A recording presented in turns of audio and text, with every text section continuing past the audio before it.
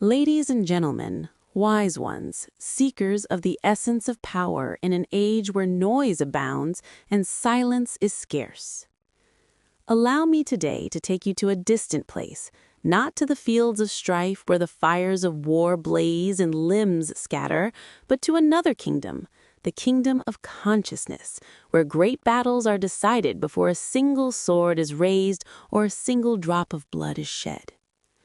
Thousands of years ago, in an era when ancient China trembled to the clashing of swords and the arrogance of commanders, a man emerged unlike any other. He was no emperor boasting of his mighty army, nor a leader etching his name in the blood of innocents. He was a whisper in a storm, a shadow in broad daylight. That man was Sun Tzu, or as some prefer to call him, the one visible in invisibility. This great man taught a lesson whose echo still reverberates across millennia. True victory lies not in crushing your opponent, but in subduing them without drawing a single sword. Contemplate this wisdom with me. It places us at the very heart of a strategic philosophy that turned concepts of war upside down. In an age where power was measured by the number of soldiers and the sharpness of blades, Sun Tzu came to tell us that the true battlefield is not that patch of earth where soldiers clash, but the human mind with all its complexities and contradictions. He saw war with different eyes. To him, it was not random chaos, nor barbaric conflict, but an exact science, meticulous engineering, precise calculations of dozens of variables, the ground beneath you, the sky above you, the enemy before you, and even the soldiers fighting behind you. Every element has its weight, every detail its account. And most important of all, Sun Tzu firmly believed that the real battle begins and ends in a place the eyes cannot see, the human soul. If you know your enemy and know yourself, you need not fear the result of 100 battles. This immortal phrase is not merely military advice, it is a constitution for life and all its details. It teaches us that whoever ignores themselves is blind, whoever ignores their opponent is mute, and whoever ignores both is dead before they are buried. What use is a massive army unaware of its own weaknesses? What benefit is a lethal weapon if its commander does not perceive the hidden depths of his enemy's soul? Blind force is like a sword in a child's hand. It may wound its wielder before it touches anyone else. And here we arrive at the most daring concept in Sun Tzu's philosophy. All warfare is based on deception. Some may wonder, others may object. How can deception be a virtue? But Sun Tzu was not speaking of the ethics of daily life, but of an unforgiving arena where the only measure is survival. He speaks of the art of shaping reality in your enemy's eyes, of your ability to make them see what you want, not what truly exists. If you are strong, appear before them as weak, so they grow complacent and careless. If you are weak, appear mighty in their eyes, so they fear you and hesitate. You are not fighting only their body, you are fighting their perceptions, their fears, their certainties. You make them fight ghosts of your creation and chase mirages woven by your hand. Then Sun Tzu presents his revolutionary concept of the balance between two forces, the manifest force and the hidden force. The manifest force is what the enemy sees, expects, and prepares to face. It is the army in formation, the direct attack, the visible command. The hidden force is what they do not see, do not expect, what strikes from where they least anticipate. It is the swift ambush, the unexpected maneuver, the blow from behind. True genius, in Sun Tzu's view, lies in blending these two forces, to occupy your enemy with what they see while you execute what they do not see, to fix them in place with manifest force while destroying them with hidden force.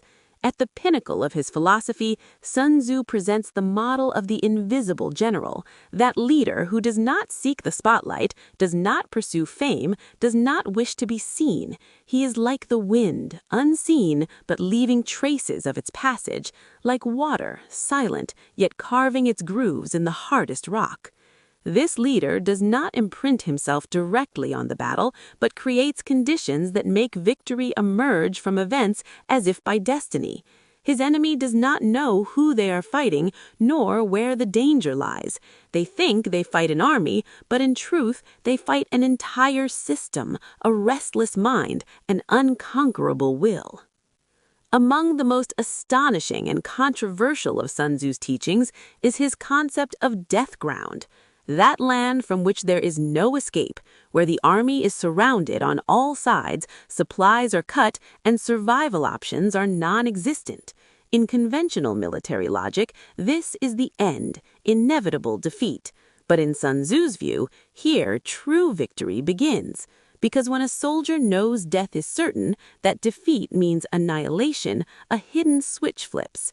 Fears dissolve, hesitations vanish, and from the depths emerges an energy that knows no impossible. They fight not for their commander, not even for their homeland. They fight to stay alive. And this energy, ladies and gentlemen, no army in the world can withstand. You see now that Sun Tzu was not merely a military strategist, but a profound philosopher, a deep student of the human soul, an expert in its secrets and depths. His book, The Art of War, is not just a tactical manual, it is a mirror reflecting the reality of human conflict in every time and place. In today's boardrooms where giant corporations compete, you hear echoes of Sun Tzu. In political arenas where parties and alliances struggle, you see his fingerprints clearly. And in our personal lives, when we face challenges and difficulties, we find his wisdom still illuminating our path. What is victory in the eyes of this ancient Chinese sage? Victory is not crushing your opponent and marching over the corpses of their fallen. True victory is achieving your goal at the least possible cost, to win without losing, better yet, to win without fighting at all.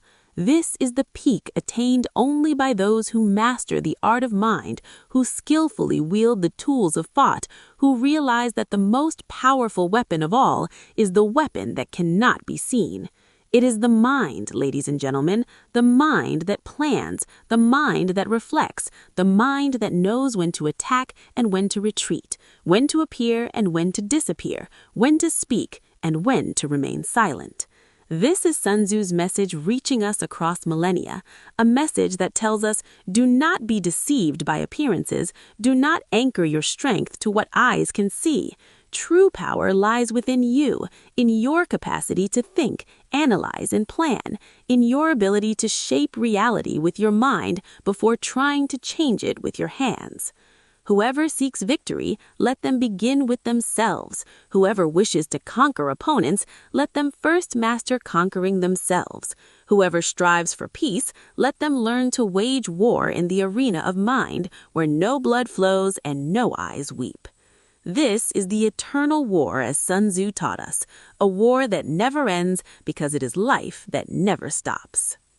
And peace be on those who follow guidance, who illuminate themselves with the light of reason, and who walk the paths of wisdom in the footsteps of the great. Peace be on you all.